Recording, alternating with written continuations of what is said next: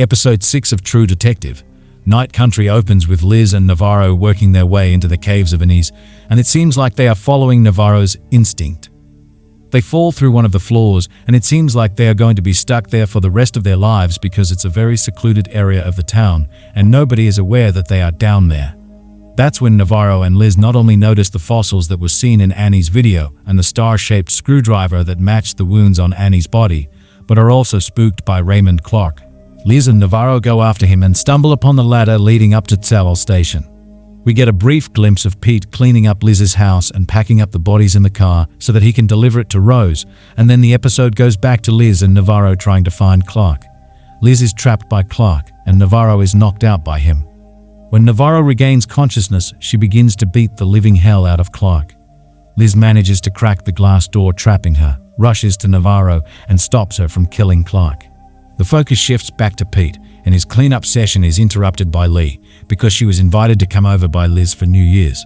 Lee senses that something is wrong, but instead of telling her the truth about what has happened, Pete says that he is not in the right state of mind because of everything that's happening between him and Kayla. He says that he doesn't want Kayla and Darwin to be alone on New Year's Eve and uses that as an excuse to drop off Lee at Kayla's place, thereby giving him the opportunity to deal with the bodies. When he does go to drop off Lee, he is confronted by Kayla, who also wants to know what Pete is actually up to. Pete promises her that this is the last time he'll go out of his way to do anything, and Kayla seemingly forgives him and wishes him the best for the thing that he needs to do. Since they have nowhere to go because of the blizzard roaring through Annie's, Liz and Navarro take their sweet time tending to their wounds, having food, and torturing Clark until he breaks. Clark admits that Annie had found out that Tsawol was pushing Silverski to pollute the environment of Anise more than what they were already doing, because it was aiding in the dissolution of the ice around the microorganism that was the key to saving the world.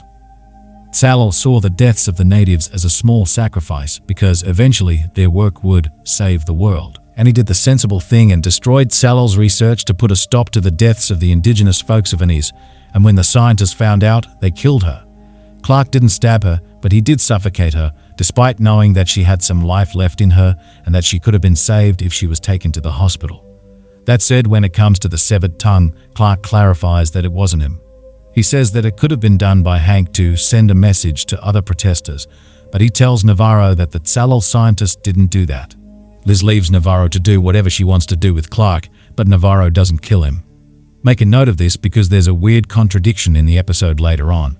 Liz remembers that when she and Navarro confronted Wheeler, she wanted to kill him, but Navarro did it before she could make a move. I am guessing that she says that to free Navarro of the thought that she was the only one who had walked into the Wheeler household with murderous intent. And by the looks of it, Liz's confession does lift some kind of weight off Navarro's shoulders. While taking a break and peeling oranges like Navarro's mother and sister used to for her drink, Liz notices that the spot where the severed tongue was kept is still fresh, or that the blood and saliva that had come out of it have left a mark. When she tries to explore it further, Navarro takes her to interrogate Clark. The next question that Clark is forced to answer is the mystery surrounding the deaths of the Tsawol scientists. Clark is convinced that Annie's ghost did it. When things went down on that fateful night, Clark apparently ran to the ladder leading to the underground lab, closed the hatch over him, and held onto it for dear life. He heard the deaths of his colleagues and the alleged spirit trying to open it. When asked about Otis Heiss, Clark says that Annie is responsible for that too, even though Annie wasn't even born when Otis got injured. That's when Clark floats the idea that there's some time travel shenanigans going on, and Annie's spirit is going to various timelines of Anise and wreaking havoc. Frustrated by all this nonsense, Liz decides to go and take a nap. Weirdly enough, she finds what seems to be Julia's necklace stuck in her hair. How is that possible? Is it even real? I don't really know. We briefly see Pete driving to Rose's place with the bodies, and that's when Anise goes into a blackout. The drop in temperature wakes Liz up, and she finds out that Navarro has allowed Clark to walk into the cold and freeze to death. Liz gets angry because Clark was the key to solving the whole case. Now, remember what I said earlier? Liz was okay with Navarro shooting Clark in the head. She walked out of the room so that Navarro could shoot Clark in the head. She didn't care if their only witness died. She seemingly understood Navarro's anger and her need to kill him. But now that he is actually dead, she is angry. To make matters worse, someone's ghost is seen standing in the distance as Navarro tries to fire up the backup generator to prevent Liz and herself from freezing to death. Liz sees the broken wheel cap from the car crash that killed Liz's son. Navarro sees Clark glitching. I am willing to bet that these are all visions caused by insomnia, cabin fever, or alcohol.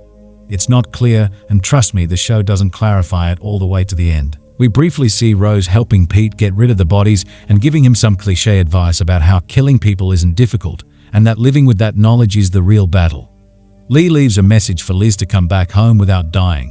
While trying to keep themselves warm by sitting around a fire, Liz and Navarro get into an argument because Navarro says that something is calling her from the great beyond, and that she has met Liz's dead son in this supernatural space.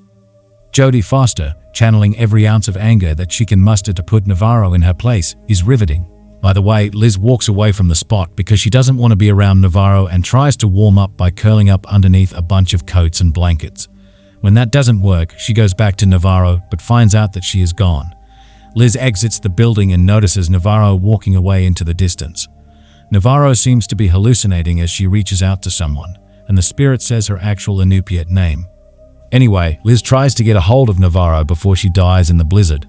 However, the vision of Holden calling out to her from underneath the icy surface she is standing on causes Liz to depart with her common sense, and she starts to crack the ice beneath her legs. Obviously, it causes her to fall in and drown. Thankfully, Navarro pulls her out and helps her recover. The ice bath has apparently turned Liz into a believer as she asks Navarro to talk about Holden, even though she knows that there's no great beyond and that her son died in a car crash. The blizzard randomly dies down. Navarro talks about bottling her feelings and refusing to see reality, much like Clark was holding down the hatch. That prompts Liz to check for fingerprints on the hatch. Given how the hatch was a mystery until today's episode, it hasn't been analyzed.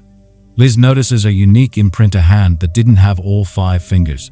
This takes the dynamic duo to Beatrice and Blair Hartman. Beatrice basically says that during one of her cleanup sessions, she found out that the Tsalal scientists had killed Annie. So she and the rest of the Inupiat women went over there, kidnapped them, and made them walk into the icy, cold darkness. They believe they died the way they died because that's what Annie wanted to happen to them.